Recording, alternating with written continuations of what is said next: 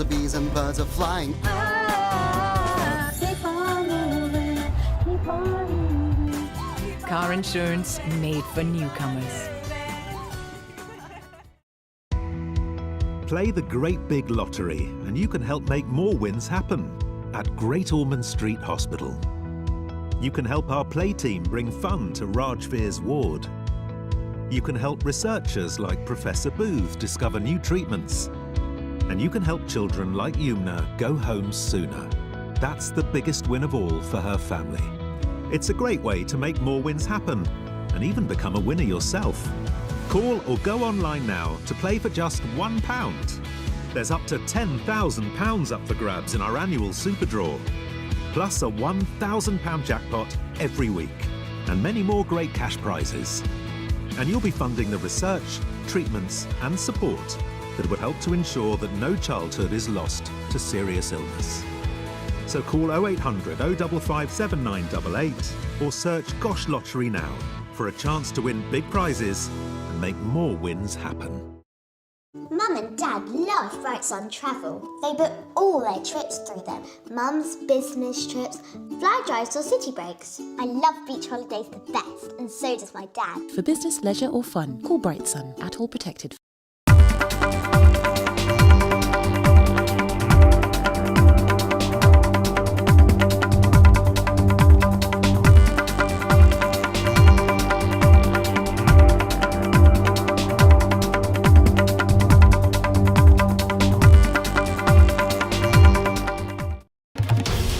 This is NDTV, and you're watching NDTV 24/7.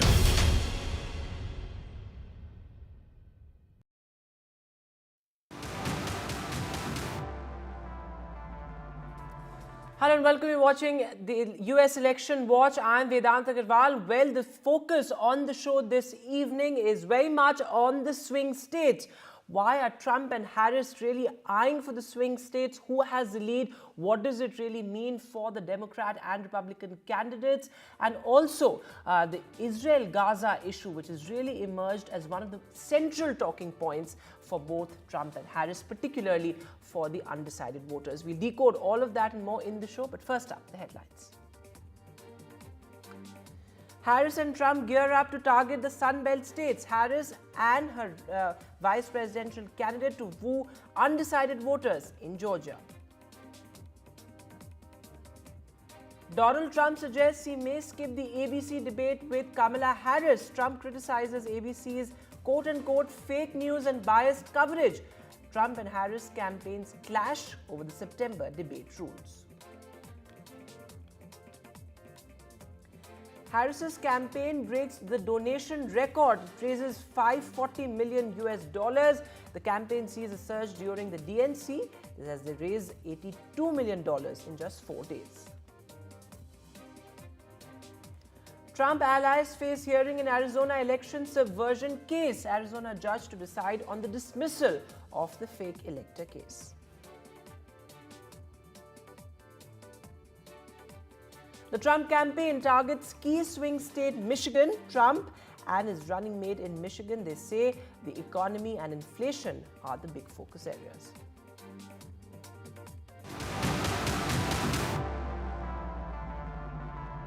And well, our big focus, with just 70 days to go, the US elections race is heating up. While the party convention for both Republicans and Democrats have ended, in the sprint to November 5, key events remain for both parties. Well, let's take a look at some of them. Well, this week it's Trump and Harris campaigns targeting the Sun Belt states. On September the 10th, Harris and Trump will go head-to-head for the first time. The first early voting will also get underway in September. Also, North Carolina is the first state to send mail-in ballots on September the 6th, but other states will also follow suit in the weeks to come, including Pennsylvania. Meanwhile, on September the 18th, Trump also faces sentencing for his conviction on 34 counts of falsifying business records related to hush money payments before the 2016 election. However, that date could also see a delay due to the SC immunity hearing. On October the 1st, the first vice presidential debate will take place, And this, of course, as both Harris and Trump focus on battleground states in the last stretch of the polls race. And November the 5th is when the big day, the US heads to the ballot. So, of course, it's going to be a hectic last phase of the US elections. The focus very much is on the swing states, or the Sun Belt states, as it were, given the fact that this is where the largely the deciding, the undecided voters, I beg your pardon, will really be sort of crucial. Now, remember the grassroots campaigning this week, mainly in Georgia and Michigan. 7 states, commonly referred to as swing states, are crucial, with experts saying that they are key to winning the election. Both the parties will now focus on the undecided voters in these states. The Sun Belt includes states such as Georgia, Arizona, also Nevada. And the blue wall consists of Wisconsin, Michigan, and Pennsylvania. Now, in recent polls, Kamala Harris has taken a consistent, though a narrow, lead in the blue wall states. Now, she holds an average lead of about 3 points in Wisconsin and Michigan, but only 1 point in Pennsylvania, where both campaigns are spending the most.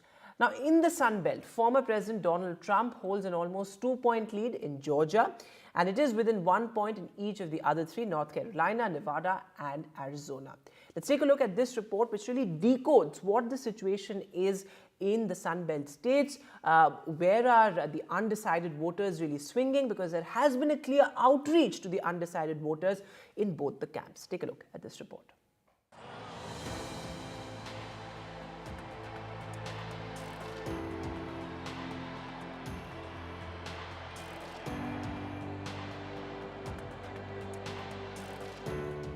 With just about 70 days left for the D-Day, the US election race appears to be speeding up. About 240 million people are eligible to vote this time, but experts suggest that only a handful of them will help decide who sits in the Oval Office.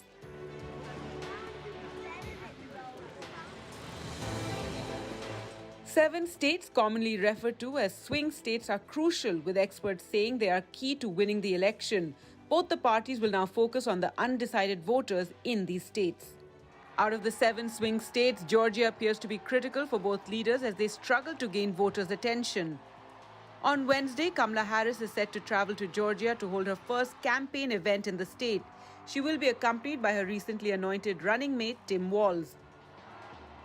Harris will try to reach out to rural areas where the former president is strong. She will also be going to suburban and urban districts where large black communities are present. The latest poll tracker puts Trump 0.6% ahead of Harris in Georgia, with Harris on 46% and Trump on 46.6%, which suggests that the state is open territory for the two candidates. Senator Lindsey Graham, who is one of Trump's closest surrogates, recently shed light on the importance of Georgia. Graham said that he would soon be accompanying Trump to Georgia, adding that Georgia is for ours to lose. With the battleground state still open to both the candidates, the race between Trump and Harris remains neck and neck. With Vishal Vivek, Gargi Rawat for NDTV World. And well, even though the race is neck and neck, where does the donation drive really stand? Well, Harris's campaign breaks the donation record. She's raised $540 million. Well, this is there's certain cash advantage over Trump as far as Kamala Harris is concerned. She's raised over 4 times the funds that Trump's campaign has raised, and she's across the $500 million milestone as well. And it was really during the 4-day DNC convention where the major chunk of the donation came. So, of course, a clear record-breaking donation for Kamala Harris. Take a look at this report that really decodes where the two camps stand as far as donations are concerned. US Vice President Kamala Harris jumped into the presidential race last month, and it's shaking things up in a big way. Her campaign has absolutely soared, raising over 4 times more money than former US President Donald Trump did in July. Democrats are claiming that groups supporting Kamala Harris have already raked in more than $500 million since Joe Biden stepped out of the race. The Biden, now Harris campaign committee, raised $516.8 million, and Trump's campaign committee raised $268.5 million in total between January 2023 and July 31st, 2024, the most recent date for which Federal Election Commission filings are available. Harris also ended July with far more cash on hand than Trump, with $219.7 million to Trump's $151.3 million, erasing a previous cash advantage the Trump campaign had at the end of June before President Joe Biden dropped out of the race. The Harris campaign raised $204.5 million in July alone, while the Trump campaign raised $47.5 million, shaking up what was previously a more evenly matched cash race, as Harris entered the race on the 21st of July and quickly posted huge fundraising numbers, with the campaign reporting $81 million in donations in the first 24 hours.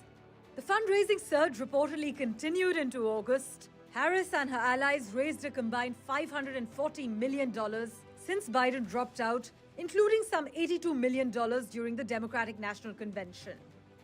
Kamala Harris also shook things up by naming Minnesota Governor Tim Walz as her vice president pick, and it paid off big time. Her campaign pulled in $36 million in just one day after the announcement. So how much are Harris and Trump spending? Historically, the Biden-Harris campaign has burned through cash faster than Trump. By June, they had spent $189.7 million compared to Trump's $92.1 million. Last month alone, Harris's team shelled out $80.7 million, while Trump spent just $24.3 million. Billionaires, meanwhile, are backing both Trump and Harris. Trump's top donor is Timothy Mellon, who's given a staggering $115 million to support him. Other big names supporting Trump include Kelsey Warren, Diane Hendricks. In fact, Tesla's Elon Musk is also in the mix, but has denied claims of a $45 million monthly donation. On the flip side, Biden's billionaires like Michael Bloomberg and Reid Hoffman have shifted their support to Kamala Harris. She's also got backing from Netflix co-founder Reed Hastings, former Meta COO Sheryl Sandberg, and Melinda French Gates. Plus, over 100 venture capitalists, including Mark Cuban, Vinod Khosla, and Chris Sacca, have publicly supported Kamala Harris. Overall, Joe Biden and Kamala Harris have spent $329.5 million this cycle, while Donald Trump has spent $117.2 million. But don't count Trump out. His campaign is stepping up, recently making a $12 million ad buy in key battleground states, the biggest since the primaries. But with both campaigns amassing significant funds and gearing up for a fierce battle, the next few months will be crucial in shaping the final push to Election Day in the US. We're keeping a close eye on how these dynamics will play out as we approach the November showdown. Parmeshwar Bava for NDTV. And well, one of the defining issues as far as the swing states are concerned has become the Israel-Gaza war. In fact, we saw in Kamala Harris's nomination acceptance speech as well. She said that, of course, she will always stand for defending the rights of Israel's right to defend themselves, but she also said that what's happening in Gaza is absolutely devastating. Well, this, as Trump's attack was also well-timed. He said that Kamala Harris is Israel's biggest enemy. So, of course, those were words there. But why is it such a defining issue? Joining me on Election Watch this evening, I'm being joined by Edward P. Joseph, who's a lecturer at the Johns Hopkins University. Also with me, Robert Shapiro, who is an American political scientist. Thanks, gentlemen, for being with us. Professor Joseph, going across to you first. Why is the Israel-Gaza war such a defining issue, particularly in the swing states? First of all, I would not say it's a defining issue. I would challenge the premise of that question. What we saw at the Democratic National Convention was the contrary. We saw that there were other issues. And, yes. and at the top of the list, of course, are economic issues, which are most concerned. And the other element that we saw at the Democratic National Convention, which was very successful by really any objective account, is that there were not these disturbances and that were so feared and that had happened in the past at a notorious Democratic National Convention in 1968 in Chicago, that it didn't really come to pass, that there were not this overwhelming protests, and nor do we see in swing states, plural, nor do we see that this is a top issue. It's a concern in a swing state, which is Michigan. But we've seen that Kamala Harris, the message that she gave, that you quoted there from her acceptance speech, by and large, seems to be accepted across the Democratic Party. It may not please every single voter or every single organizer, but she has managed to, as we use this expression, thread the needle, in which she expressed solidarity with Israel and the families in particular of the hostages, and noted the brutality of the attacks on October 7th, and at the same time, as you also quoted, expressing solidarity with Palestinians and their legitimate right for dignity, security, and a state of their own in their own homeland in the Middle East, side by side with Israel. So that posture, for the moment, seems to be successful, and we're not seeing a lot of discussion and focus on this issue at this point in the campaign. Please. Oh, that's an interesting point there. It's certainly not the defining theme, but what you said about Kamala Harris's messaging on the Israel-Gaza war, it seems to have worked, is what you're saying. Mr. Shapiro, would you agree with that assessment? I agree with everything that Edward Joseph has just said, with one caveat and a little bit of data here. We're talking about an election that's going to be very close. 2016 was decided by 77,000 votes in the three key states, Michigan, Wisconsin, and Pennsylvania. In 2020, it was decided by 40,000 votes in the swing states. So small numbers of votes matter. And the key data here, reflecting Edward Joseph's comments, is the proportion of people of the public that thinks Gaza is the most important problem in the election is around 1%, and it's around 1% in Michigan, Wisconsin, and Pennsylvania. Now, that 1% could matter in those states in a very close election, particularly among Arab American and Palestinian American subgroups. Also, the groups to watch, especially given the turmoil on campuses, are young voters. In those key states, based on a New York Times Siena poll, 4% of young voters 18 to 29 think Gaza is the most important issue facing the election. Also, among minority voters, 4% of blacks think it's the most important vote. So in a close election, those small percentages could matter. But the big question here is, to what extent has Kamala Harris changed the dynamic here, as Edward Joseph has said?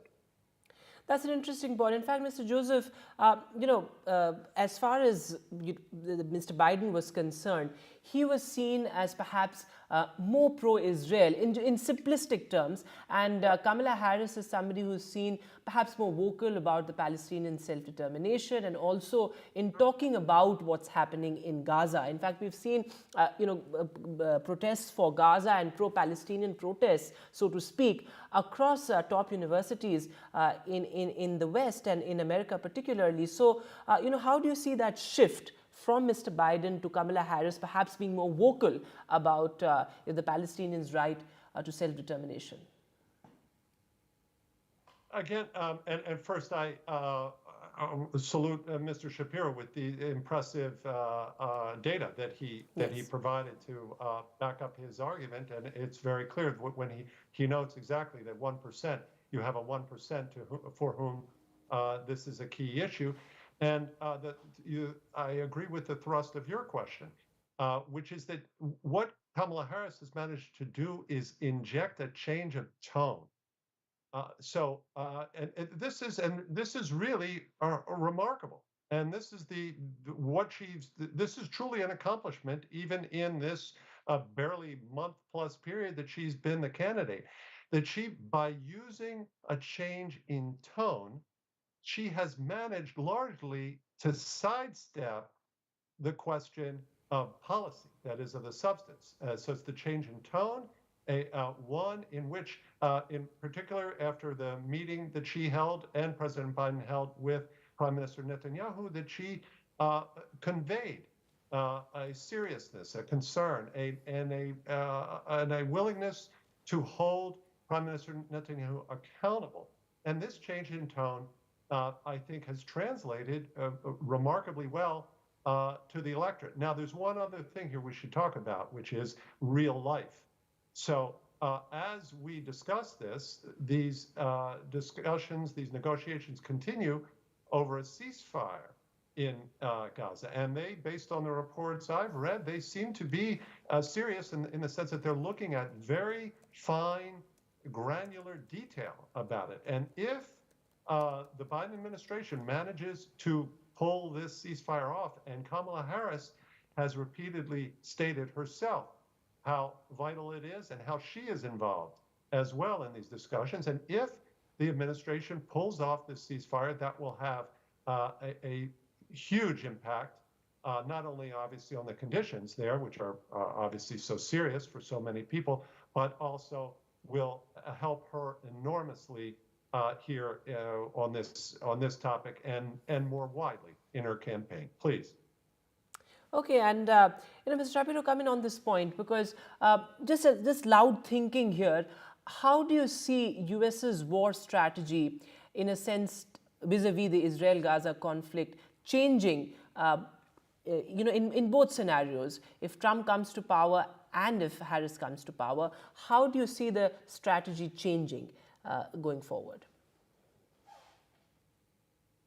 Well, at this point, there doesn't seem to be much difference between how Biden's proceeding in terms of defending Israel and the position taken by Trump and presumably by a Trump administration here. The one thing I want to add here we haven't talked about is how this is affecting the Jewish vote in the United States, especially given that Trump appears to be a more stronger backer of Israel and opponent of anti-Semitism than the Democrats and Biden. And this is an open question. I haven't seen the available data on that, but there's not much. With regard to policy differences, I don't really see that much at this point, and which is ironic here, because if there are voters who vote against the Democrats because of the Gaza issue, voting for Trump isn't going to lead necessarily to a change in policy. But the voters who are voting against the Biden would be voting against the Democrats would be doing so because they feel betrayed and they don't care who wins the election. So that's an interesting point, and Professor Edward, would like to weigh in on that, because the Republicans have sort of consistently tried to, in a sense, woo Jewish Americans, and they have failed, as many would say, but historically, the Jewish Americans have always voted for the Democrats. Yeah, that's absolutely true, but again, it remains an open question, especially in the context of anti-Semitism on college campuses, which has had a big effect on Jewish Americans. Professor Edward, would you like to make a point on that? Yes, I think with Trump, he has damaged himself, Donald Trump, on this effort. First, by opening the door to so many right-wing nationalists and in fact, some who are outright racists. He has opened the door, and he has had this notorious meeting, a dinner, and I will not mention the name deliberately, with one of the most notorious anti-Semites. And some of... Okay, we seem to have lost that line with Professor Edward there, but Mr. Shapiro, the last word to you. How do you see this issue, in a sense, panning out in the battleground states? Well, a lot depends on two things. One is what happens on the ground in Gaza, as Edward has emphasized. And secondly, how Kamala Harris is able to kind of burn the candle at both ends, so to speak, to appeal to the opponents of U.S. policy and also the supporters of current U.S. policy. It's a big open question, and this is a big arithmetic problem in the general election that we have to watch. All right. Thanks very much, gentlemen. Okay, I see Mr. Edward back with us. Yes, Mr. Edward, you had a point to make. Yes, thank you very much. So I was saying that in terms of trying to appeal to Jewish voters, Donald Trump has been his own worst enemy on this by his own appeals to the right-wing nationalists in the U.S. and this, as I mentioned, this dinner that he had at Mar-a-Lago with one of the most notorious blatant anti-Semites in the country. Right. So he has not helped himself. He's raised a lot of questions among Jewish voters about his own the sincerity here that he has on this topic. And in terms of actual policy on the war in Gaza, it's, I think, very important to remember the meeting that happened, recent meeting in Mar-a-Lago with Israeli Prime Minister Netanyahu and Donald Trump. And in that meeting, Donald Trump offered nothing different from the Biden-Harris administration on the war in Gaza. He continued to deliver the message to Netanyahu that this war is damaging Israel. So he did not try to, he made criticisms of Kamala Harris, of course, but on the actual question of the war, he had nothing different to say. He did not criticize. Right, so he's been non-committal as far as that is concerned. I think that's very well put. Thanks very much, gentlemen, for being with us. I'm afraid I'm completely running out of time, but it'll be interesting to see how this issue actually pans out as US heads for the race to the White House. But now a final report. Well, is Trump planning an overhaul of his campaign? Of course, Trump is focusing increasingly on counter programs to, in a sense, counter Kamala Harris. The big focus, of course, remains immigration. But is there a change in his campaign strategy? Take a look at this report.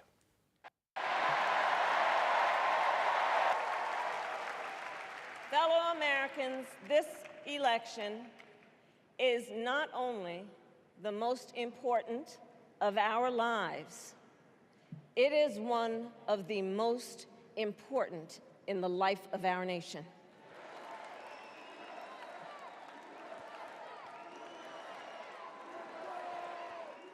It's safe to say that the Democratic National Convention was a rousing success for the party. In order to counter that, the Donald Trump campaign is set to overhaul its strategy, reports CNN. The plan is to aggressively ramp up the former president's schedule, brush up his debate skills, and cultivate a new strategy for the early voting states. According to the report, Trump is expected to hold several events each week, and he is expected to regularly visit 2 states a day. Trump is reportedly not keen on a traditional debate preparation and has argued that he doesn't need formal preparation. Former Hawaii Representative Tulsi Gabbard has been working with Trump to help him understand Kamala Harris's debate style. September will shed light on the kind of changes the Trump campaign has actually undergone in the wake of the DNC success. With Vishal Vivek for NDTV World, Bureau Report, NDTV. So, well, an interesting conundrum there as the race for the White House only heats up. Well, all the updates here on the US Election Watch on NDTV. Thanks so much for watching. Goodbye.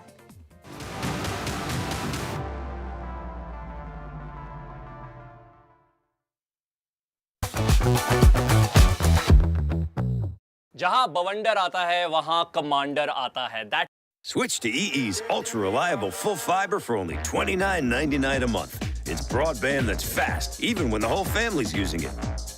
And it's powered by BT, keeping workers working, live streamers streaming, and gamers gaming, all on the UK's most reliable broadband technology, with absolutely nothing to pay up front.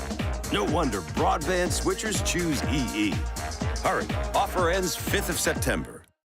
Have you ever considered what might happen if you didn't feel that way about yourself? I guess I didn't even think it was possible.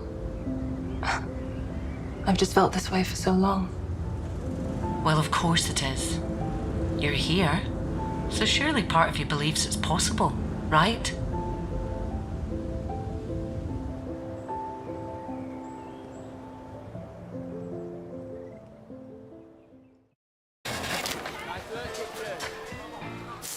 McDonald's have made some small improvements to the classics, searing our succulent patties so they're juicier, adding onions at the grill for extra flavour,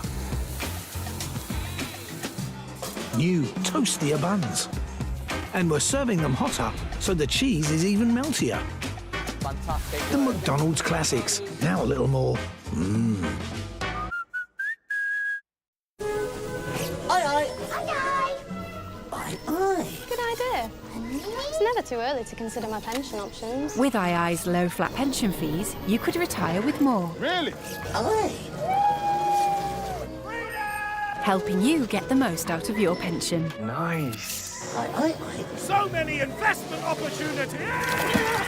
Interactive Investor, a Which recommended SIP provider 3 years running. The II SIP, your personal pension. Glasses Direct. Get yourself a great big deal on your new glasses. Right now, at Glasses Direct, get 2 pairs from £15. That includes your lenses and free returns. No quibbles. Oh, now we've got your attention. It's easy to see why we're trusted by over 3 million UK customers. For a really big deal on your glasses, you should go direct to glassesdirect.co.uk. Getting away this summer? At Tesco Mobile, join the 1.4 million customers who roamed with no fees in the EU last year. Get our 60 gig SIM for just £13 a month with club card prices, saving you £48. Plus, get an extra £20 worth of club card points. Now you can put your data on and your sunnies. It pays to be connected. Search Tesco Mobile. Every little helps. I'm so grateful. Without your help, we couldn't have got through the past year. So it's important to say a proper thank you. It happened so fast. We thought he had a bug, but it was meningitis. He was critically ill, fading fast, and we faced a daunting 3-hour journey to reach specialist help. But your critical care children's ambulance got him there safely. His mum and dad stayed with him every day, and your accommodation kept them together. You helped them through the worst of times. It's a miracle, but he survived, thanks to our amazing NHS and life-saving support from NHS charities. And that's why I'm writing a forever thank you into my will. Search Forever Thank You to find out how to write a gift into your will to an NHS charity to help them support the NHS to do more for patients, staff and communities for years to come.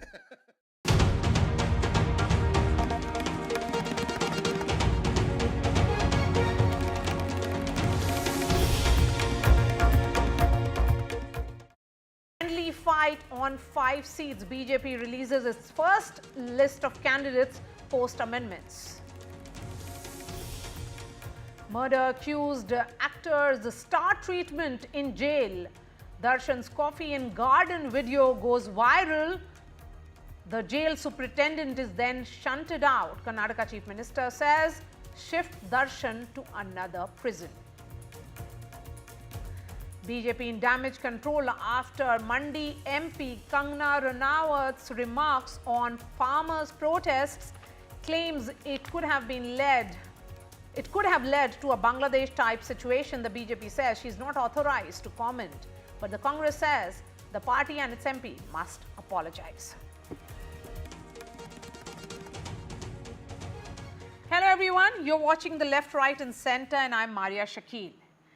It's the second wave of Me Too in India, starting from the southern state of Kerala. The much-awaited Justice Hema Committee report on harassment faced by women in the Malayalam cinema industry has recorded explosive accounts of harassment, exploitation and ill-treatment of female professionals. Many women have spoken out and recorded their testimonials. Our industry, controlled by powerful men, had squeezed out many unyielding women.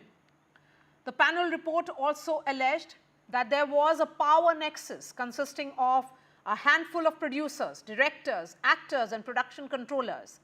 Remember, the Kerala government had constituted this panel after the 2017 actress assault case involving actor Dileep to study issues of sexual harassment and gender inequality in Malayalam cinema. Though the report was submitted to the Kerala government in 2019, but made public only now, after 5 long years, after clearing legal challenges from film industry members. It's the story of all industries, all professions. When the first wave of Me Too happened, we saw how women across India and the world refused to stay silent. But what has really changed? Has it led to men being careful, or does it mean that there is another wave of silence which has returned, almost becoming like a norm. On the show tonight, we'll be getting you stories of survivors. But first up, here's what happened today.